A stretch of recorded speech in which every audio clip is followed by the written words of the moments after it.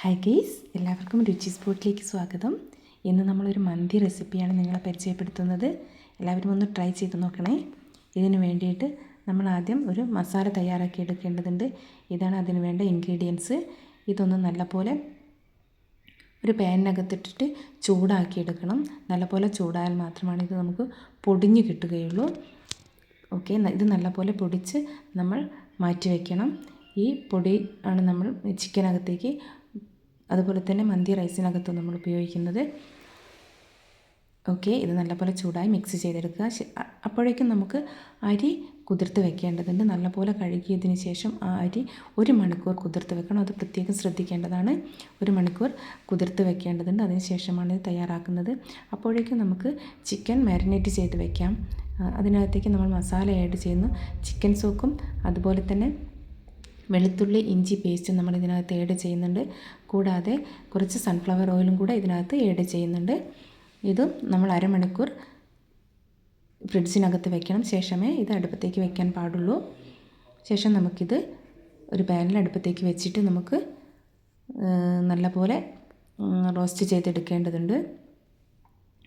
ഇതിനകത്തേക്ക് നമ്മൾ ഒനിയനും അതുപോലെ തന്നെ ചോപ്പ് ചെയ്തത് നമ്മൾ ഉപയോഗിക്കുന്നുണ്ട്. ശേഷം ഇത് നല്ലപോലെ അടച്ച് വെച്ച് വേവിക്കാം. 5 മിനിറ്റിന് ശേഷം നമ്മളിതൊന്ന് തിരിച്ചിട്ട് നോക്കേണ്ടതുണ്ട്. ഇല്ലെങ്കിൽ അടി കരിഞ്ഞു പോകാൻ ചാൻസ് ഉണ്ട്. ഇടയ്ക്കിടയ്ക്കൊന്ന് മറിച്ചിട്ട് നോക്കണം. ആ ടൈമിൽ നമുക്ക് നമ്മുടെ റൈസ് ശരിയാക്കി എടുക്കാം. മന്തി റൈസിന് വേണ്ടിയിട്ട് നമ്മൾ 1 കപ്പ് റൈസാണ് എടുക്കുന്നതെങ്കിൽ 1.5 കപ്പ് വെള്ളമാണ് ഇതിന് ഉപയോഗിക്കേണ്ടത്. ആ 1.5 കപ്പ് വെള്ളത്തിനകത്തേക്ക് നമ്മൾ നേരത്തെ മാറ്റി വെച്ചിരിക്കുന്ന മസാല കൂടെ ആഡ് ചെയ്യണം. കുരുമുളക്, കറുവപ്പട്ട, ഗ്രാമ്പൂ പോലുള്ള മസാലകൾ ഇതിനകത്ത് ആഡ് ചെയ്യണം.